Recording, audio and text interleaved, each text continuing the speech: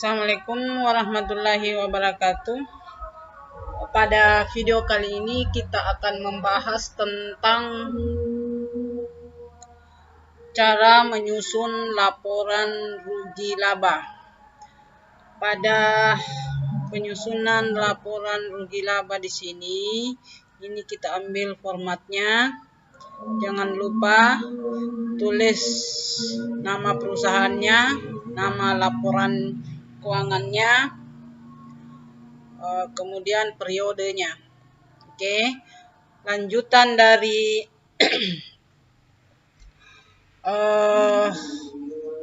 video sebelumnya kita telah menyusun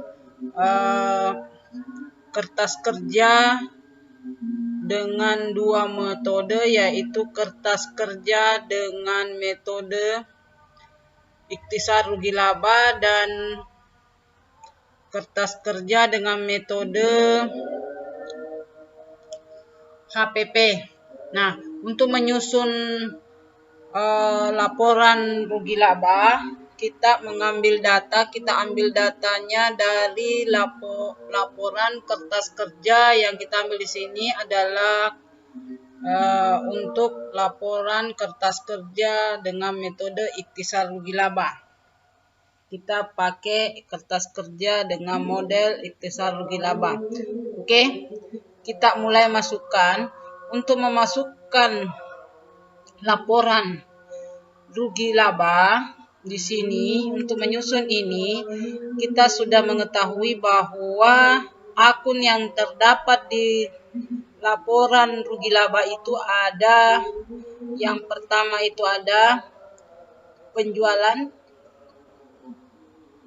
untuk perusahaan dagang ini, penjualan, kemudian yang kedua itu retur penjualan, kemudian potongan penjualan,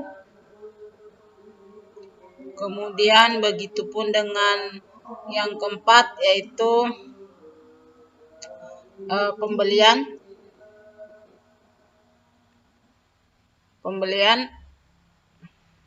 kemudian yang kelima itu retur pembelian,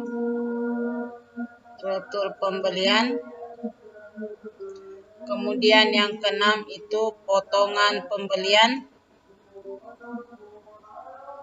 Nah, ditambah lagi dengan apalagi pendapatan, beban, semua beban. Kemudian yang kedelapan itu pendapatan. Nih, jadi ini tambahannya. Kalau di jasa itu hanya dua, hanya ini beban. Tapi kalau di perusahaan dagang menyusun jurnal menyusun laporan rugi laba itu ada tambahannya ini yaitu 6 akun: penjualan, retur penjualan, potongan penjualan, pembelian, retur pembelian, dan potongan pembelian. Oke. Kemudian semua akun-akun ini kita bisa dapatkan di laporan kertas kerja di bagian rugi laba. Di bagian ini. Di bagian ini kita bisa lihat, kita pindahkan semua akun-akun yang ada di sini, kita masukkan ke laporan rugi laba. Kemudian dalam menyusun laporan rugi laba nantinya, itu kalau misalnya dia dapat rugi di sini, kalau misalnya di sini dia dapat rugi, berarti sebentar di laporan rugi laba juga dia dapat rugi sebesar ini, Rp480.150. Jadi nanti pada saat hasil akhir dari laporan rugi laba itu dia akan mendapatkan sebentar dia rugi sebesar ini. Oke, kita mulai masukkan semua akun-akun yang ada di sini di laporan kertas kerja di bagian rugi laba. Oke, kita mulai.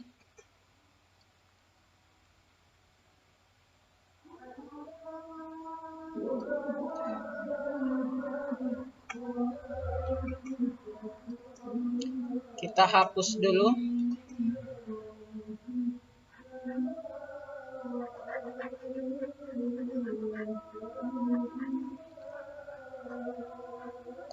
Yang pertama kita masukkan di sini di laporan kertas kerja. Kita lihat dulu apa nama akun apa yang muncul di laporan kertas kerja yang pertama. Yaitu yang pertama itu adalah ini penjualan. Kita cari pendapatan ada tidak, kita lihat pendapatan juga di bagian laporan rugi laba, di bagian pendapatan kita cari, ternyata pendapatan tidak ada. Kalau pendapatan tidak ada, kita ambil saja ini penjualan. Kita ambil penjualan. Oke, kita mulai dari itu. Seharusnya di sini ada pendapatan usaha, mulai kita tulis pendapatan usaha. Di sini kalau ada kita tulis di bagian sini, tapi karena tidak ada kita kosongkan. Kemudian setelah itu kita ambil di sini penjualan. Kita tulis penjualan. Penjualan itu jumlahnya kita lihat. Penjualan itu jumlahnya ini 1.900.250 rupiah. Kita tulis 1.900.250 rupiah. Oke, sudah. Kemudian setelah penjualan, kita ambil retur penjualan. Jadi kita ambil di sini retur penjualan. Oke, kita cari berapa nilainya. Kalau ada retur penjualan ada. Kalau tidak ada retur penjualan ya kosongkan. Tapi karena kebetulan ini ada retur penjualan, ya kita isi 61.250 rupiah. Kita tulis di bagian sini 61.250. Kemudian setelah retur kita tulis potongan. Potongan penjualan. Kita lihat lagi berapa potongan penjualan. Itu 61.000. Kita tulis 61.000. Oke, selesai. Kemudian kalau selesai kita jumlahkan ini. Karena sudah tidak ada yang ada hubungannya dengan penjualan, kita cari dulu, kita lihat yang ada hubungannya dengan penjualan. Sudah tidak ada. Ini sudah tidak ada. Langsung pembelian, oke, kita cari totalnya. Oke, kalau tidak ada, ini kita jumlahkan. Ini kita jumlahkan.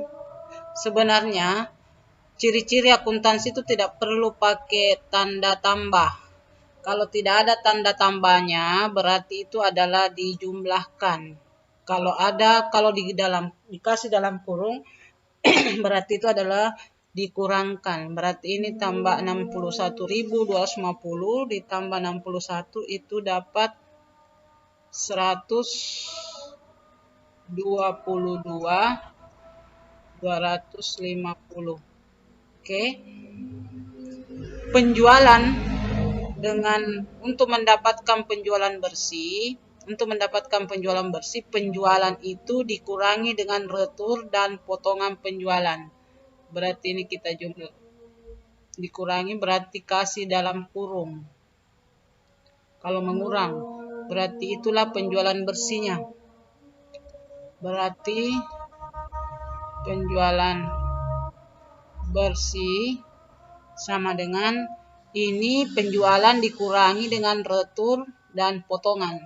Itu jumlahnya 1.778.000. Oke. Kita sudah dapatkan penjualan bersih. Kita cari lagi harga pokok penjualannya. Kita cari harga pokok penjualan. Itu yang pertama itu adalah kita cari persediaan barang dagang awal. Dagang awal. Itu kita lihat di kertas kerja berapa nilai persediaan barang dagang awal. Persediaan barang dagang awal itu sebesar ini. 107.500. Kita tulis 107.500. Oke. Kemudian kita tulis lagi, kita cari lagi pembelian. Pembelian itu kita lihat di bagian kertas kerja, nilainya pembelian berapa? Ini 1.792.500. Oke. Pembelian kita tulis sebelah sini 1.792.500. Oke, kalau sudah kita tulis lagi beban angkut pembelian. Beban angkut pembelian kita cari, kita lihat lagi beban angkut pembelian atau istilahnya transfer pembelian itu 112.500.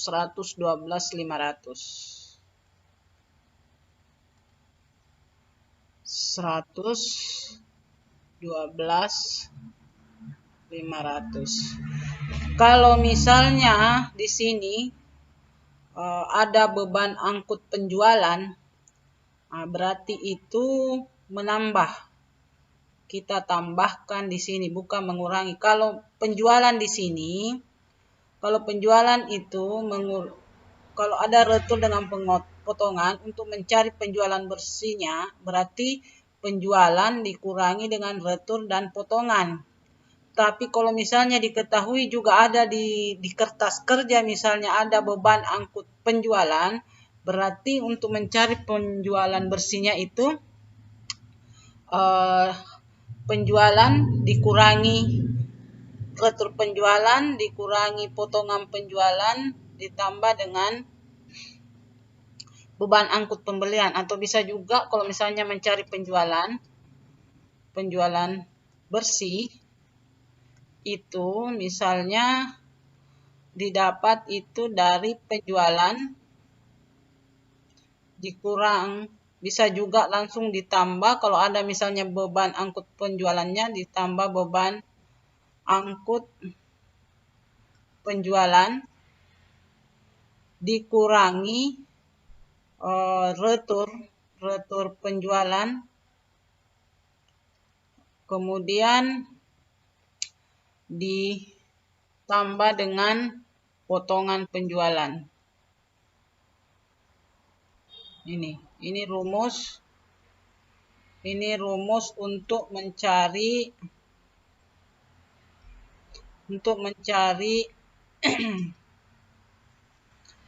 penjualan bersih. Nih.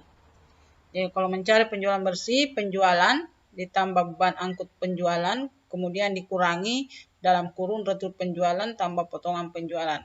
Karena kebetulan di sini di soal ini tidak ada beban angkut penjualan, berarti kita tidak tambahkan beban angkutnya. Nah, kalau di sini pembelian kita sudah cari, kita lihat lagi kalau ada pembelian. Bagaimana cara mencari sebentar pembelian bersih? Rumusnya pembelian bersih. Kemudian ini kita jumlahkan ini 1.792.500 dijumlahkan dengan beban angkut pembelian 112.500, itu dapat ini tambah ini, kita hasilnya kita simpan di sini. 1.905.000. Oke. Kemudian setelah itu kita cari lagi retur pembelian. Ada, kalau ada retur pembelian. Oke, kita cari retur pembelian di sini. Retur pembelian. Kalau retur pembelian tidak ada. Jadi di sini tidak ada retur pembelian, yang ada hanya transfer pembelian, potongan pembelian. Oke. Berarti kalau tidak ada, kita kosongkan. Bisa tidak ditulis. Ini sebenarnya retur pembelian bisa tidak ditulis, bisa juga ditulis. Jadi kita kosongkan. Yang ada hanya potongan pembelian. Berarti sebenarnya di sini bisa tidak ditulis, ini retur. Bisa juga ditulis, terserah yang mana menggampangkan. Oke, kemudian potongan pembelian kita lihat di sebelah. Potongan pembelian. Ini potongan pembelian nilainya 70.000. Oke. Kita pindahkan. Nilainya di sini kita tulis di sini selurus dari atas. Ini 70. Dalam menyusun kertas kerja harus begini susunannya. Ini kita lihat harus tersusun karena fungsinya sebentar banyak. Kita lihat nanti sebentar fungsinya. Oke, setelah itu kita jumlahkan ini retur pembelian dengan potongan pembelian, kita jumlahkan tetap 70.000. Kemudian pembelian ini kita kurangkan dari atas. Ini untuk mencari pembelian bersih. Jadi pembelian bersihnya, saya lupa hapus dulu.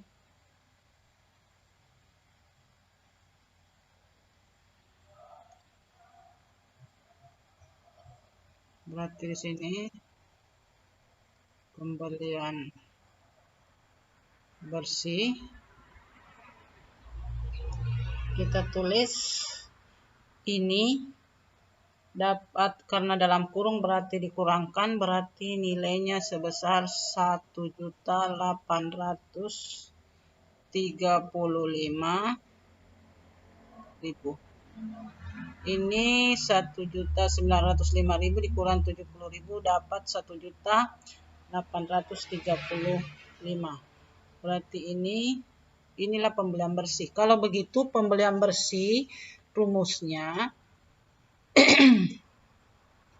pembelian bersih rumusnya itu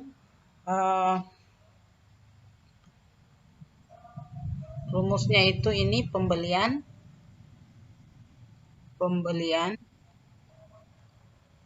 ditambah dengan beban angkut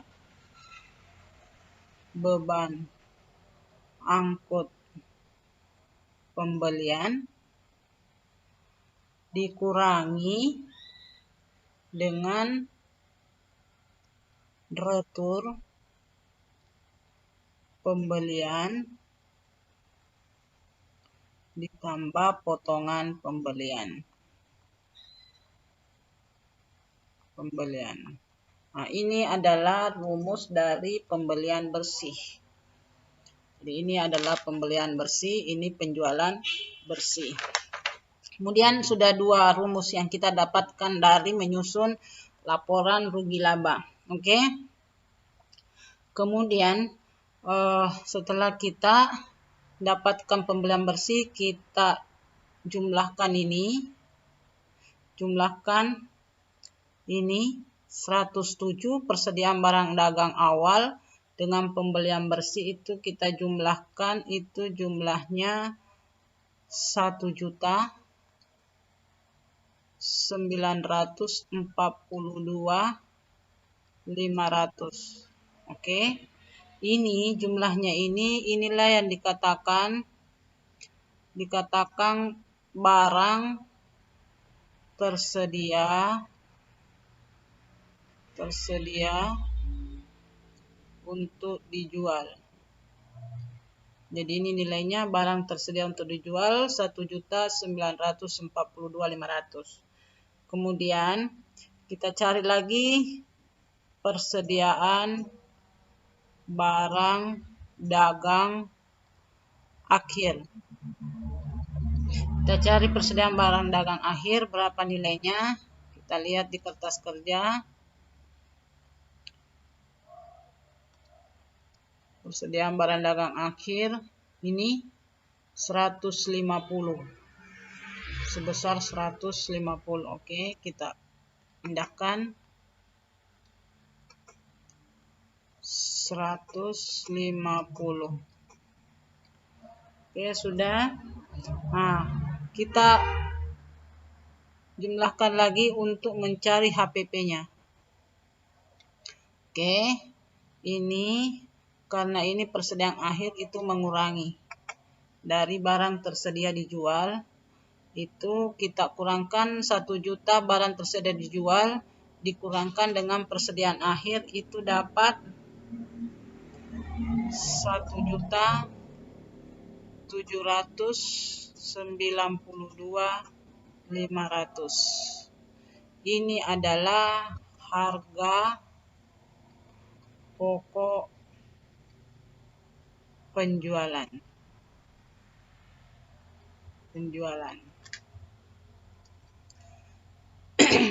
Berarti rumus yang bisa kita temukan lagi di dalam menyusun laporan rugi laba itu kita dapat rumus HPP. Rumus HPP itu kita dapat, coba kita lihat ini rumus HPP. Ini kan harga pokok penjualan, berarti ini persediaan barang dagang awal. Berarti kita tulis persediaan barang dagang awal. Persediaan barang dagang awal ditambah berarti ini persediaan barang dagang awal ditambah dengan ini pembelian bersih, kemudian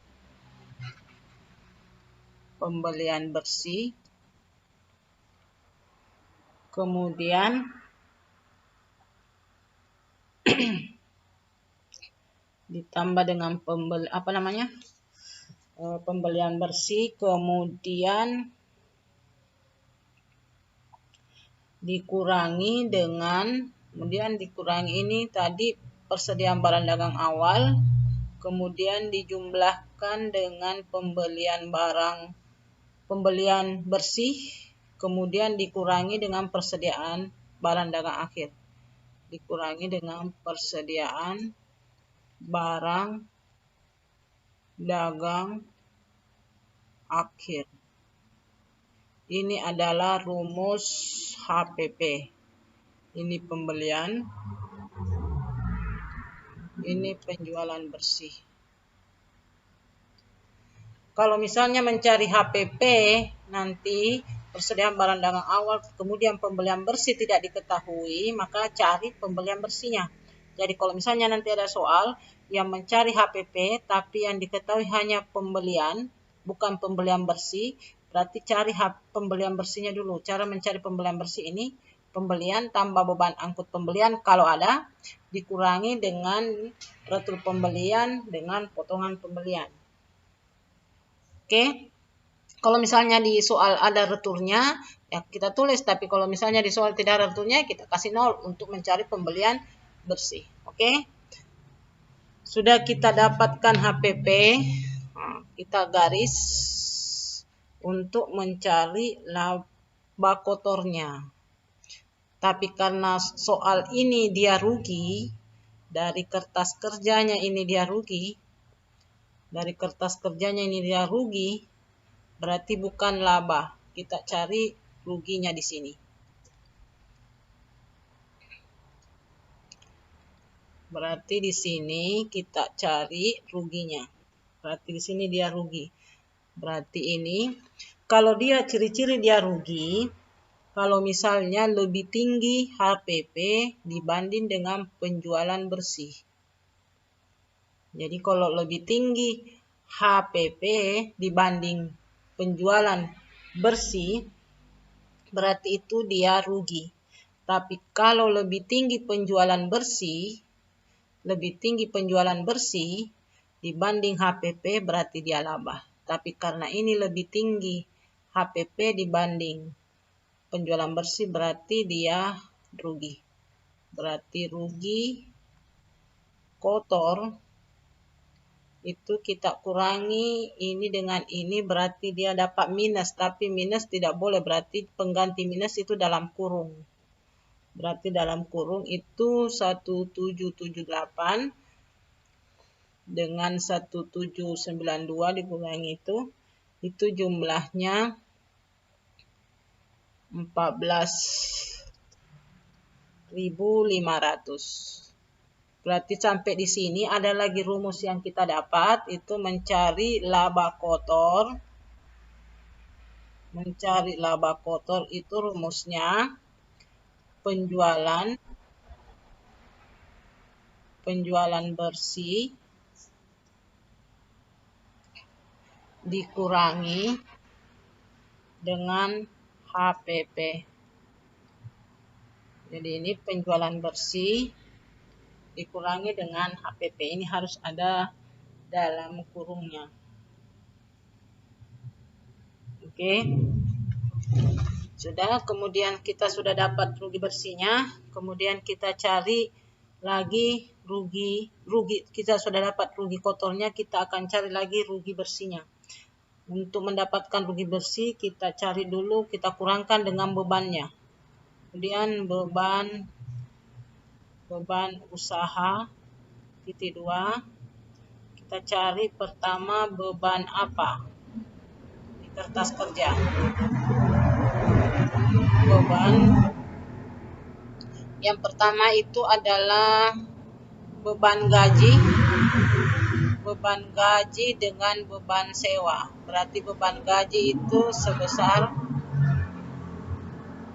beban gajinya itu ini sebesar 196.500. Oke, beban gajinya kita tulis beban gaji, kita seluruskan dengan ini ke atas, itu 196.500. Kemudian lagi di bawahnya tadi beban sewa. Kita lihat nilainya berapa di kertas kerja. Beban sewa ini, beban sewa nilainya 15.000. Oke. Kita tulis 15.000. Oke, kemudian selanjutnya beban listrik tadi. Kita lihat berapa jumlahnya beban listrik ini. Ini beban listrik, jumlahnya itu 38 800. Kemudian setelah itu adalah beban iklan. Beban listrik itu 38.800. Kemudian selanjutnya itu beban iklan. Beban iklan itu kita lihat berapa nilainya. Beban iklan itu kita lihat. Beban iklan itu 59 ini. Kemudian beban rupa-rupa itu 123.600. Ini 123.600. Oke. Beban iklan 59. Oke.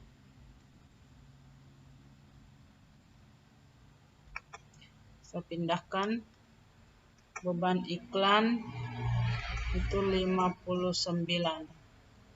Kemudian tadi beban rupa-rupa. Beban rupa-rupa itu tadi 123.600.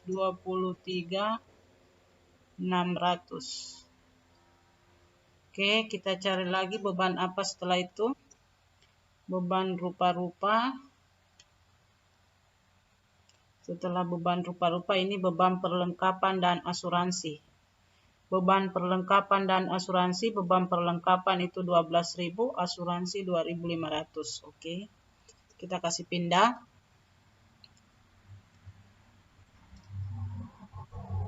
Beban perlengkapan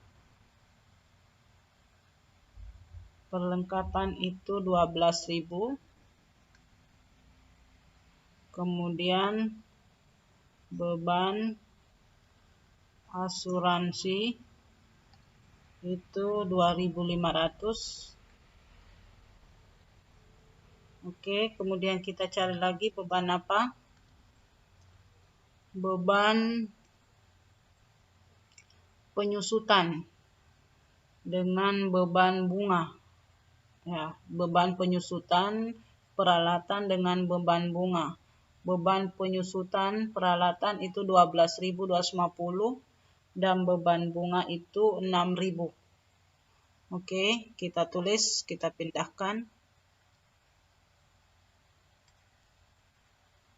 Beban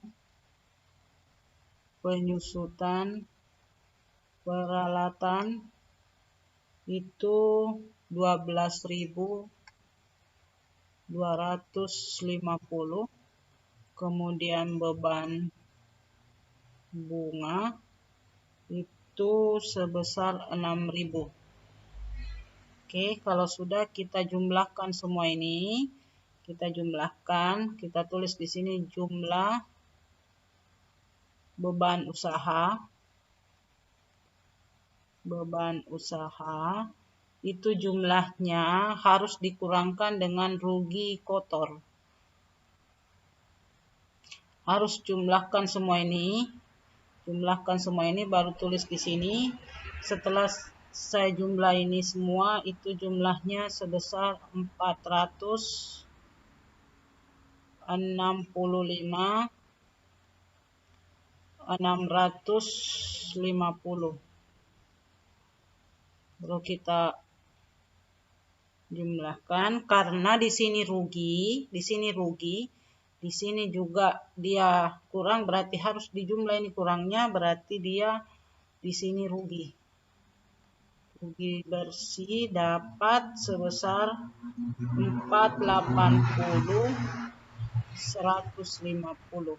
Nah, ini harus sama, ini ruginya harus sama dengan rugi yang ada di sini. 480 dengan 150, 400. Harus sama dengan ini. Yang ada di kertas kerja harus sama. Kebetulan di sini juga sudah sama, 480.150 rupiah. Dengan di sini sama. Nah, kalau misalnya dia di sini laba, laba kotor, berarti kalau dia laba kotor di sini, berarti kalau dia di sini laba, ini hilang dalam kurungnya. hilang dalam kurungnya karena lebih tinggi ini. Karena lebih tinggi penjualan bersih dibanding dengan harga pokok, berarti kan plus di sini. Karena ini dikurang ini, berarti dia minus, berarti dia dalam kurung. Pengganti minus itu dalam kurung. Jadi kalau di akuntansi itu dalam kurung itu artinya dikurangkan. Kalau tidak ada dalam kurungnya itu berarti dijumlahkan. Itu ciri-ciri di akuntansi. Jadi kalau di sini dia lebih tinggi penjualan bersih dengan harga pokok, kalau kita kurangkan berarti dia laba di sini. Nah, berarti kalau dia laba hilang dalam kurungnya sini, kemudian kalau misalnya dia laba di sini, kalau dia dapat laba berarti laba mengurangi beban. Berarti dia dalam kurung sini, berarti di sini dia laba. Kalau lebih tinggi laba di sini, laba kotor dibanding beban, berarti dia laba.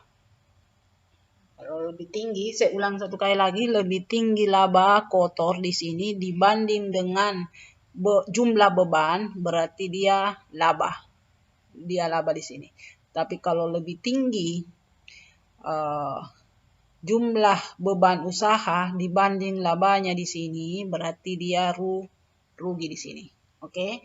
Jadi rumus dalam mengerjakan laporan rugi laba, kita mendapatkan rumus yang pertama itu rumus mencari penjualan bersih, kemudian yang kedua kita dapatkan rumus mencari pembelian bersih, kemudian yang ketiga kita dapatkan rumus mencari HPP, kemudian yang keempat kita bisa mendapatkan rumus mencari laba kotor. Sedangkan untuk mencari yang terakhir itu laba bersih itu adalah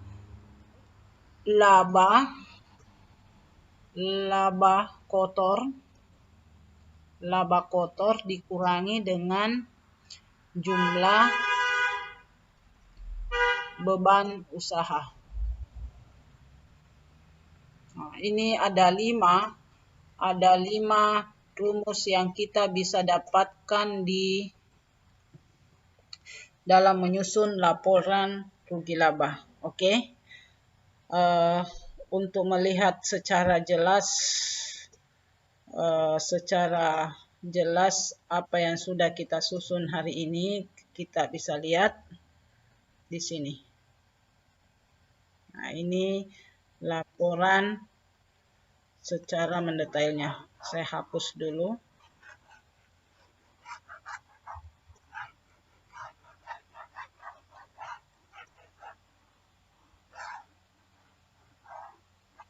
Oke. Ini adalah laporan penyusunan rugi laba secara sempurnanya. Hanya saya lupa kasih di sini. Jangan lupa tetap ditulis nama perusahaannya, nama laporannya. Kemudian yang kedua, di sini saya lupa kasih tanda. Di sini dalam kurung. Jangan lupa dalam kurung situ.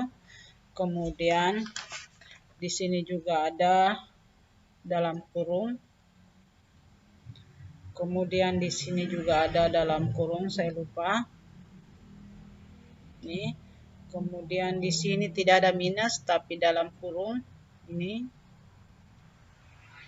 juga dalam kurung. Dalam kurung artinya itu dikurangi. Oke, ini adalah hasil lengkap dalam menyusun laporan rugi laba.